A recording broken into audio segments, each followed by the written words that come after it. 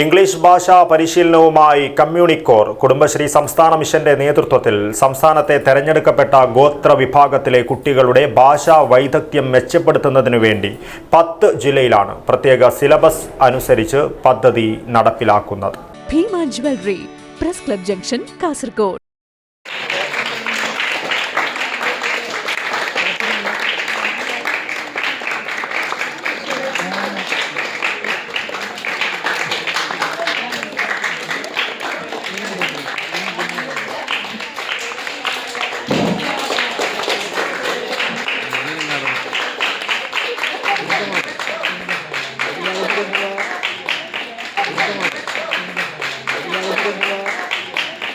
ഭാഷാ പഠനത്തിന്റെ അതിർവരമ്പുകൾ ഭേദിച്ച് കുടുംബശ്രീ കമ്മ്യൂണിക്കോർ ക്യാമ്പ് ജനകീയമാകുന്നു. കുടുംബശ്രീ സംസ്ഥാന മിഷന്റെ നേതൃത്വത്തിൽ സംസ്ഥാനത്തെ തെരഞ്ഞെടുക്കപ്പെട്ട ഗോത്ര വിഭാഗത്തിലെ കുട്ടികളുടെ ഭാഷാ വൈദഗ്ധ്യം മെച്ചപ്പെടുത്തുന്നതിന് വേണ്ടി 10 ജില്ലയിലാണ് പ്രത്യേക സിലബസ് അനുസരിച്ച് പദ്ധതി നടപ്പിലാക്കുന്നത്.